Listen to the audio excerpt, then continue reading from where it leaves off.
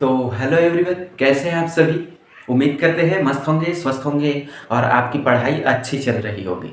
इससे पहले हम लोग क्लास 11 केमिस्ट्री में जो चैप्टर नंबर 2 है उसमें हम लोग जो बोर का परमाणु मॉडल है उस पर डिस्कशन कर रहे थे। इसी बोर के परमाणु मॉडल में हम लोगों ने हाइड्रोजन परमाणु के लिए त्रिज्या की गणना कर लिया था। अब हम लोगों के पास हाइड्रोजन परमाणु का जो है वो रेखीय स्पेक्ट्रम है, ठीक है, linear spectrum of hydrogen atom. तो चलिए इस पर अपना डिस्कशन स्टार्ट करते हैं। तो आप चैनल में आ गए हैं तो चैनल को सब्सक्राइब कर दीजिए, इससे हम लोगों को मोटिवेशन मिलता है, ठीक है। और वीडियो को शेयर कर दीजिए और वीडियो को लाइक करके आप इस सेशन को शेयर कर सकते हैं अपने दोस्तों के साथ। तो चलिए डिस्कशन करते हैं क्या होता है हाइड्रोजन परमाणु का रेखीय स्पेक्ट्रम, ठीक है। अब आपको रेखीय स्पेक्ट्रम प्राप्त करना है तो एक विद्युत विसर्ग नलिका लेना पड़ता है, उसमें आप हाइड्रोजन गैस प्रवाहित करेंगे, ठीक है। लिखते हैं यहाँ रेखीय स्पेक्ट्रम प्राप्त करने के लिए पॉइंट टू पॉइंट लिखिएगा, रेखीय स्पेक्ट्रम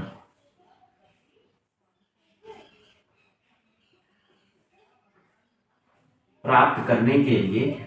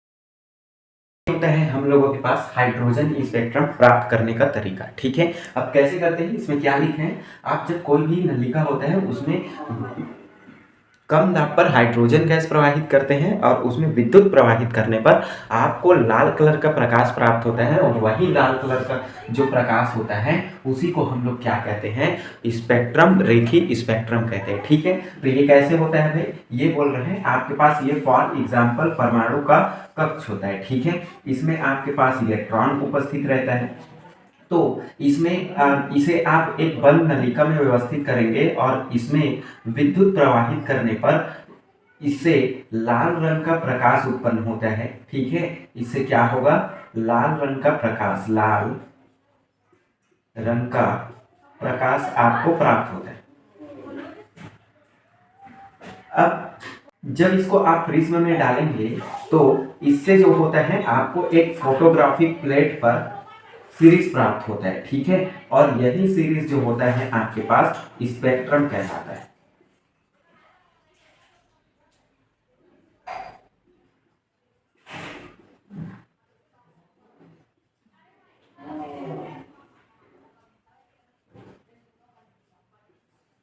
ये जो होता है फोटोग्राफिक प्लेट पर, इससे जो आपके पास लाल प्रकाश निकलता है उसको आप प्रिज्म में डालते हो और प्रिज्म से आपको क्या मिलता है, इसको आप जब आप फोटोग्राफिक प्लेट पर देखेंगे तो आपको इसका स्पेक्ट्रम प्राप्त होता है। यही तरीका होता है स्पेक्ट्रम प्राप्त करने का। ठीक है, तो चलिए कैसे होता है अब ये हम लोग परमाणु कक्षक बनाकर देखते हैं, तब तक ये नोट करिए।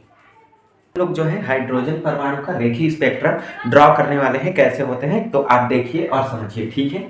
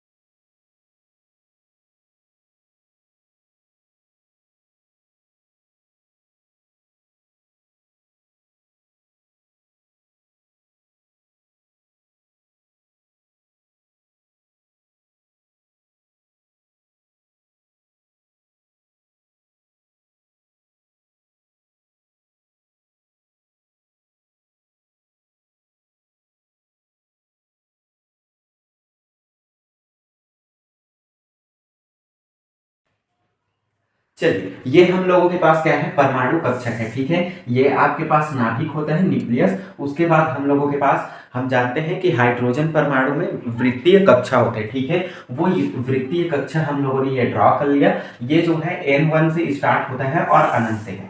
अब हाइड्रोजन स्पेक्ट्रम, हाइड्रोजन परमाणु का रेखीय स्पेक्ट्रम आपको प्राप्त करना है तो ये याद रखिए, जब कोई भी इलेक्ट्रॉन हो, ठीक है, वो आपके पास क्या हो, कोई भी इलेक्ट्रॉन अनंत से जब कक्ष नंबर फर्स्ट पे प्रवेश करे, ठीक है, उसके बाद आपके पास कक्ष नंबर 7 से 1 पे प्रवेश करे, या फिर कक्ष नंबर 6 से 1 पे प्रवेश करे, या फिर आपके पास कक्ष नंबर 5 से कक्ष नंबर 1 पर आए, या कक्ष नंबर 4 से 1 पर आए, या फिर कक्ष नंबर 3 से 1 पर आए, या फिर आपके पास कक्ष नंबर 2 से 1 पर आए, तो इसे हम लोग बोलते हैं लाइमन श्रेणी। ठीक है, लाइमन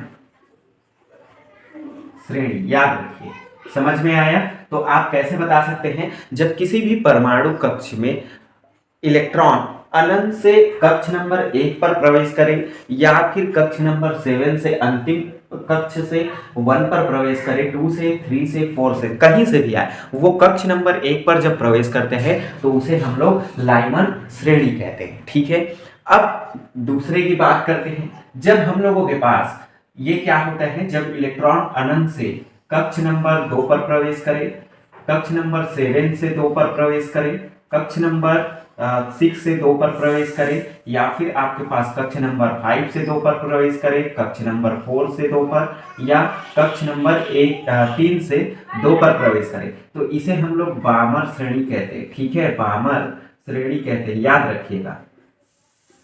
तो ये समझ में आया, जब इलेक्ट्रॉन कहीं से भी आए कक्ष नंबर 2 पे प्रवेश करेगा तो उसे हम लोग क्या कहेंगे, बामर श्रेणी कहते हैं। फिर इसी प्रकार हम लोग दूसरा देख लेते हैं भाई कि क्या होता है दूसरा। जब इलेक्ट्रॉन अनंत से कक्ष नंबर 3 पर प्रवेश करे, कक्ष नंबर 7 से 3 पर प्रवेश करे, कक्ष नंबर 6 से 3 पे, कक्ष नंबर 5 से, या फिर कक्ष नंबर 4 से, तो इसे हम लोग बोलते हैं पासचन श्रेणी। पासचन श्रेणी, ओके, ये आपको पता होना चाहिए। अब फिर ये पासचन हो गया, उसके बाद हम लोगों के पास आता है ब्रैकेट आता है, जब कक्ष नंबर 4 पे प्रवेश करता है। ठीक है, तो ये अनंत से आपका इलेक्ट्रॉन कक्ष नंबर 4 पे आ रहा है, फिर 7 से आ रहा है, फिर 6 से आ रहा है, उसके बाद 5 से, तो ये जो होता है हम लोगों के पास अब ब्रैकेट श्रेणी होता है।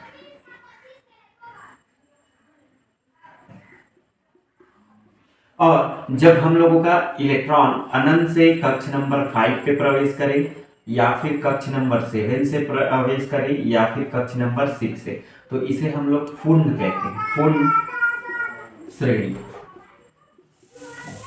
तो ये जो हम लोगों के पास एक श्रेणी प्राप्त होता है, यही कहलाता है हाइड्रोजन स्पेक्ट्रम। उम्मीद करता हूं आपको ये श्रेणी समझ में आया होगा। ध्यान रखिएगा, अब इनका कुछ जो होता है क्षेत्र होता है, जैसे हम लोगों के पास पराबैंगनी क्षेत्र, औरक्त क्षेत्र है ना, दृश्य क्षेत्र, अदृश्य क्षेत्र, तो इनमें जो है ये पढ़ते हैं। अब कि कौन सा श्रेणी किस क्षेत्र में पढ़ता है ये मुझे कमेंट में आप बताएंगे, ठीक है।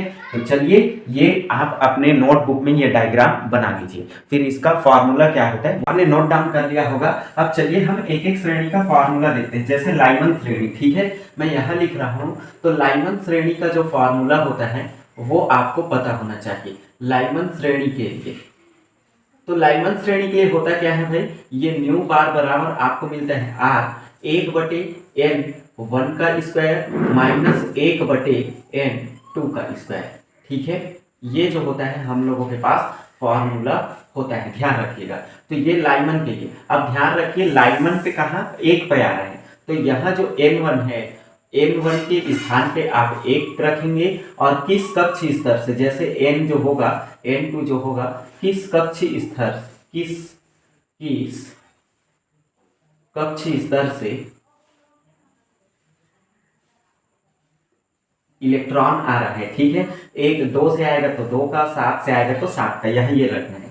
इसी प्रकार बामर सीरीज के लिए न्यू बार बामर श्रेणी,